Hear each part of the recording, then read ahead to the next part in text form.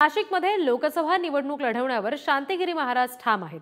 शांतिगिरी महाराज मुख्यमंत्री एकनाथ शिंदे यांची भेट घेणार आहेत। नाशिकमधून शिंदेंच्या सेनेकडून हेमंत गोडसे यांची उमेदवारी जवळपास निश्चित मानली जाते।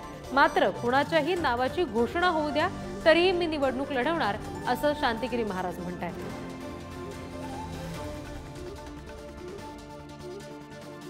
नाशिकमध्ये महायुतीचे उमेदवाराच्या संदर्भामध्ये वेगवेगळ्या चर्चा सुरू झालेल्या आहेत।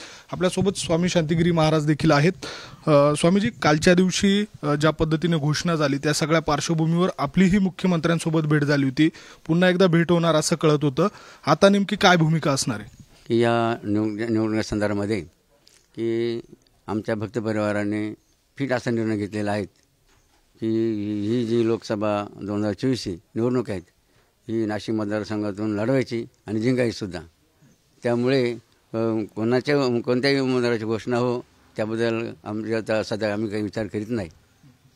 पण परत एकदा मुख्यमंत्र्यांसोबत काही चर्चा वगैरे होणार किंवा त्यांचं काही शिष्टमंडळ आपल्या भेटीसाठी येणार असं काही बोलणं झालंय का? किंवा हे जर बोलणं झालं नसेल तर आपण पुन्हा एकदा अशा स्वरूपाचा काही निर्णय घेत आहेत?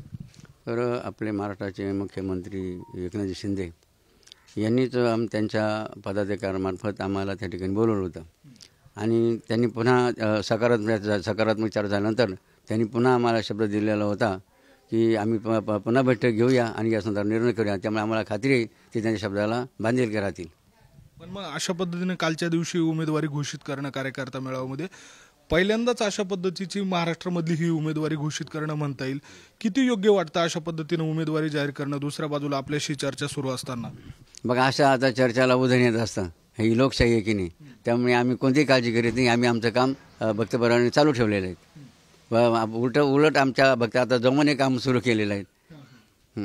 त्यामुळे कोणत्याही घोषणा होत त्याबद्दल आम्हाला कोणती चिंता नाही, काळजी नाही। म्हणजे जर आली वेळ तर ही लढत तिरंगी होईल असं आपल्याला वाटतं? लढत किती तिरंगी चौरंगी हो, आमच्या भक्तपराने ठाम निर्णय घेतलेला आहे। ही ही निवडणूक आपल्या लोकसभेची 2024 या नाशिक मतदारसंघ लढवायची आणि जिंकायची सुद्धा। व्हिडिओ जर्नलिस्ट जय साबळेसह किरण ताजने, पुढारी न्यूज, नाशिक।